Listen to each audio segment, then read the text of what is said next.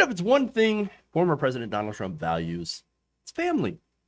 Don Jr., Eric, Ivanka, the other Ivanka, the other blonde one, was it Tiffany? Laura? I don't know. Anyway, apparently he loves his kids, even if can't remember who they are. But apparently he loves some kids more than others. In fact, according to his former fixer, Michael Cohen, Trump once offered up one of his sons for prison in the place of Ivanka. As if, that's how that works, right? Does that work that way? I don't think it does. I don't think that you could take someone and go, oh no, they will substitute your place in prison. I don't think that's how that works. I choose your fighter, choose your prisoner. Interesting. But all right. Hey, there you go. So now, during a recent interview with the grifters over at the Lincoln Project, and I say grifters because Lincoln Project took a lot of lib money and they did nothing with it. They basically blew it all, and Donald Trump ended up actually getting more Republican votes. Nonetheless, I think it is interesting getting some insight from a person who was close to Donald Trump. And so nobody was really all that much closer than his personal fixer, Michael Cohen. So now Cohen cited an occasion in which some legal things seemed to be getting complicated. Who could imagine, right? Nobody knew legal could be so complicated. I had no idea. Legal. But I know legal. I'm the greatest at legal, and still very complicated. You wouldn't believe it. Unbelievable. All right, so it was getting complicated, and it was possible that Don Jr. or Ivanka Trump could be held accountable for said legal thing. So now, it was something that Cohen said he included in his book. Don't buy it. It's trash. Nonetheless, in that book, it appeared to have that appeared to have gone unnoticed. Now, Cohen recalled Trump saying that if it came down to it, to either Don Jr. or Ivanka going to prison, that he would rather have Don Jr. go to prison because he can, quote unquote, handle it. So now you might be wondering, why are you talking about this? Why is this even relevant? Well, it's because a member of the Trump organization, a very important member, Alan Weisselberg, the CFO of the Trump organization, is in a little bit of hot water.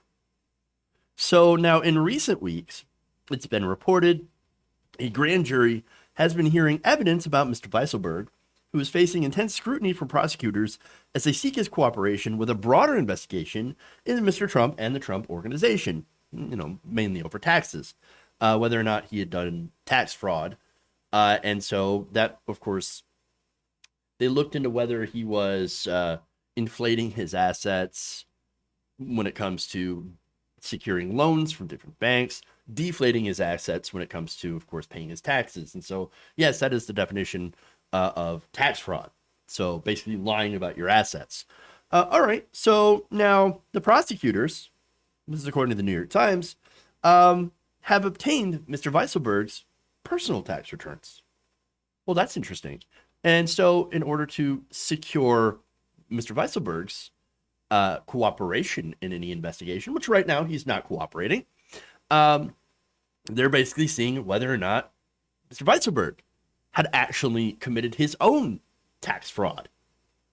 The investigation in Mr. Weisselberg focuses partly on whether he failed to pay taxes on valuable benefits that Mr. Trump provided him and his family over the years, including apartments, leased cars, as well as tens of thousands of dollars in private school tuition for at least one of his grandchildren.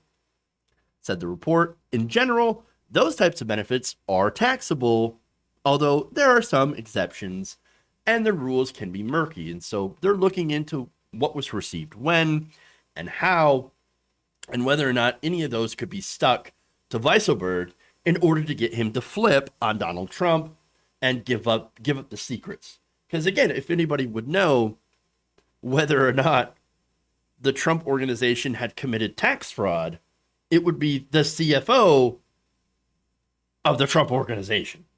Because Donald Trump himself really doesn't know anything. He's not a smart person, not a very stable genius. He gets other people. He probably goes and says, I don't want to pay any taxes. Make my taxes go down. Do it now, Weisselberg. And then he figures out a way to do it.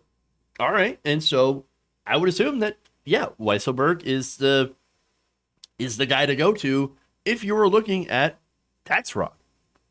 And so now, if they have enough evidence to indict Weisselberg and for significant charges, then he could try to secure Weisselberg's cooperation into the investigation into Trump and the Trump organizations. So there you go. Now, that's a lot of ifs that are involved. Understand, right? Now, if that happens, going back to the ifs, Cohen predicts that Trump will flip on Weisselberg first, as well as even his children or his wife, in order to save himself, and if he can, of course, Ivanka, at the expense of basically everyone else.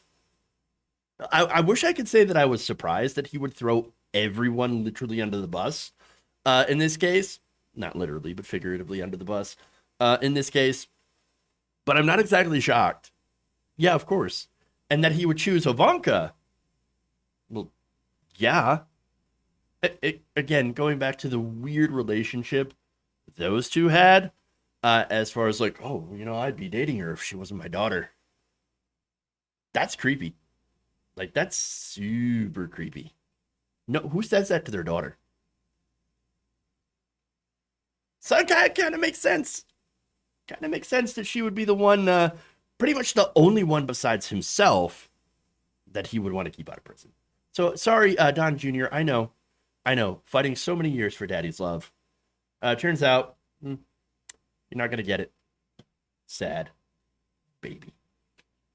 If you enjoyed this video, please give us a like and share with your friends. You can subscribe and help out the channel by becoming a patron. It's patreon.com/Jeff Waldorf, or you can become a channel member as well by hitting the join button below.